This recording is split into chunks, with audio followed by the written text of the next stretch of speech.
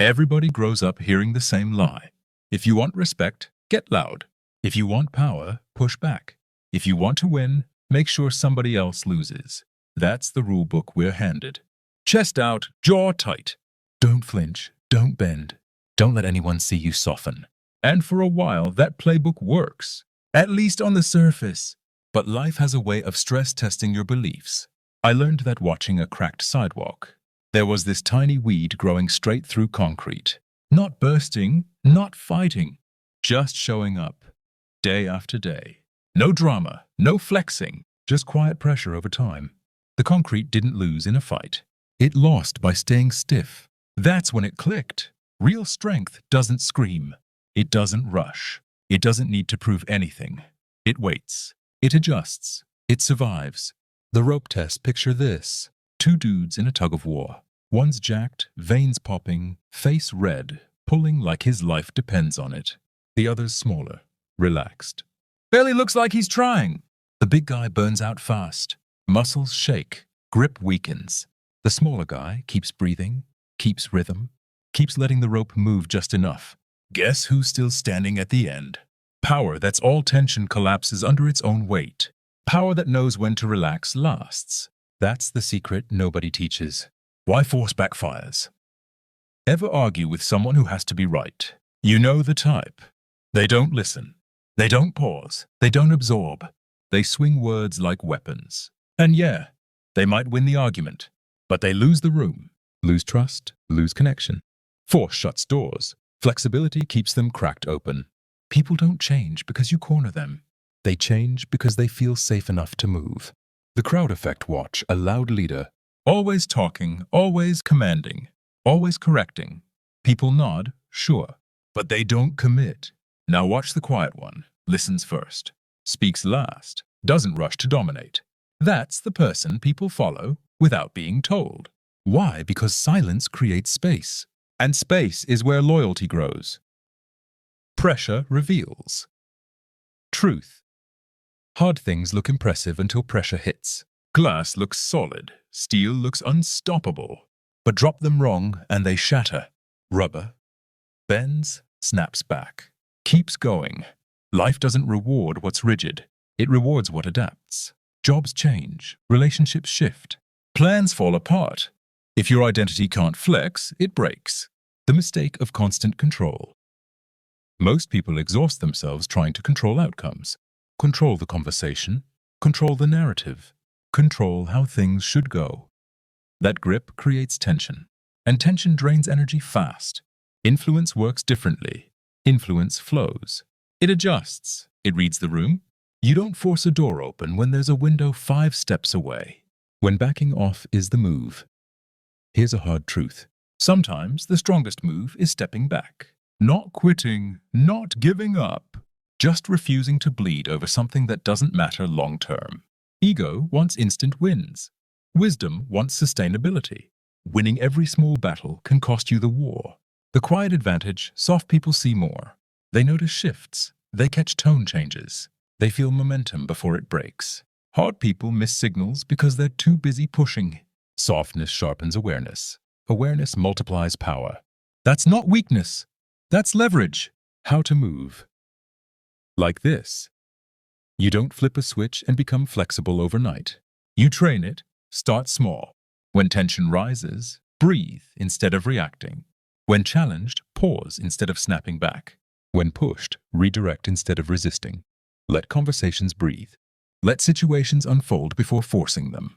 Strength isn't about how hard you hit. It's about how long you last.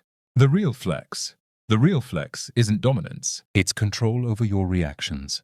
It's staying loose when others tense up. Calm when others spiral. Adaptable when others freeze. That's power nobody can take from you. Because nothing can overpower what doesn't fight unnecessarily. Final thought. Life is pressure. People are unpredictable. Plans rarely survive contact with reality. You can meet that with clenched fists. Or you can meet it like water. Moving, adjusting, always finding a way forward. The loud world breaks itself trying to prove strength.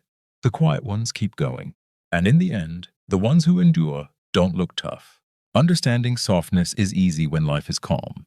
The real test shows up when pressure hits hard, when someone disrespects you in public, when plans fall apart at the worst possible moment, when you feel cornered, judged, underestimated. That's when the old instincts wake up. Clench, push back, prove something.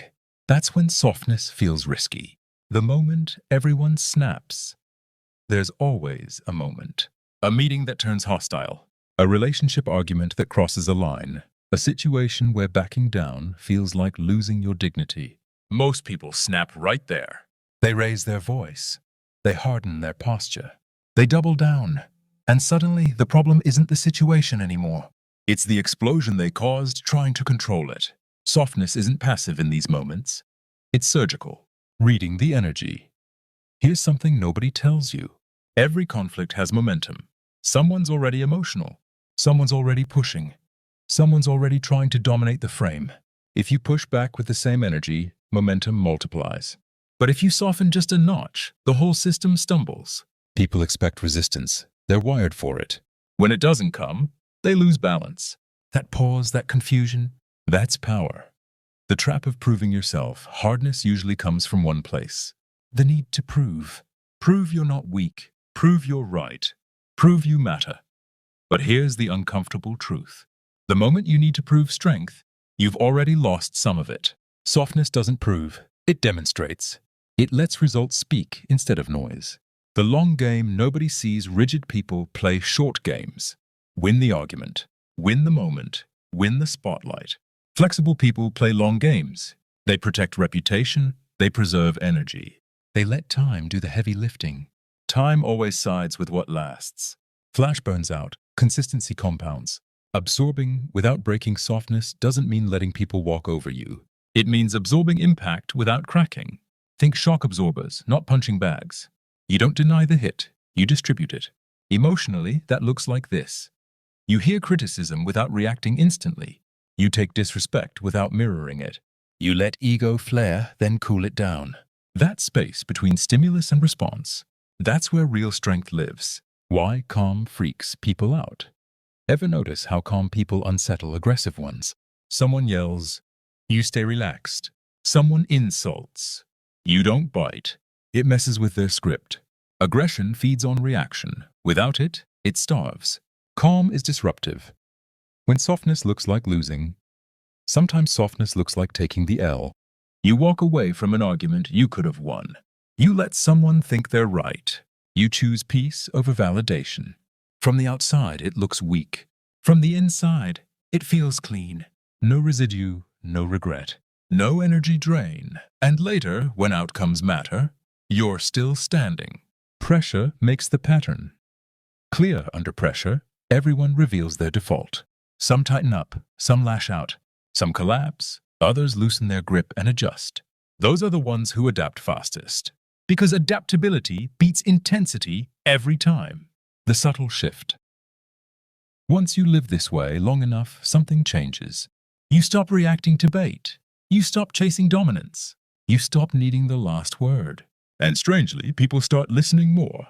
Not because you demand attention, because you don't chase it. Presence replaces force. Soft doesn't mean slow. This part matters. Softness isn't hesitation, it's responsiveness. You move when movement is needed. You wait when waiting is smarter.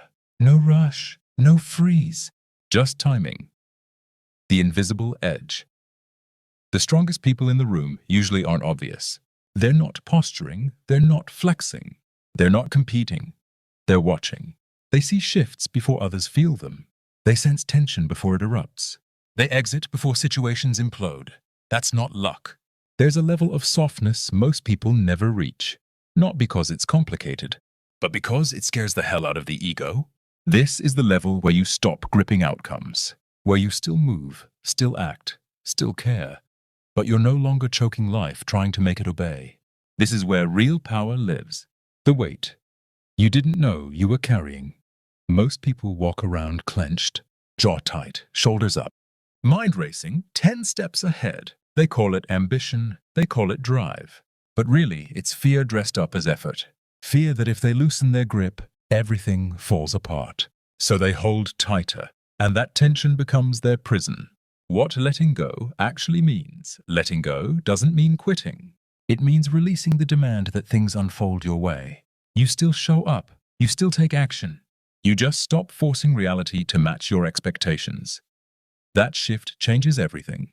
Because once you stop fighting what is, you can finally work with it. Why control is exhausting. Control is expensive. It burns energy non-stop. You have to monitor. Correct, defend. And the moment something slips, panic hits. Softness is cheaper. You set direction. You stay alert. You adjust as needed. No death grip. No constant stress. Just movement. The day everything clicks, there's usually a moment. Something doesn't go your way. And instead of reacting, you pause. Not because you're suppressing emotion, but because you genuinely don't need to explode anymore. That's when you realize something huge. Nothing bad happened. The world didn't collapse. Your identity didn't dissolve. You didn't lose yourself. You just stayed fluid and it worked. Detached doesn't mean cold. This part gets misunderstood. Non-attachment isn't numbness. You still feel deeply. You still care.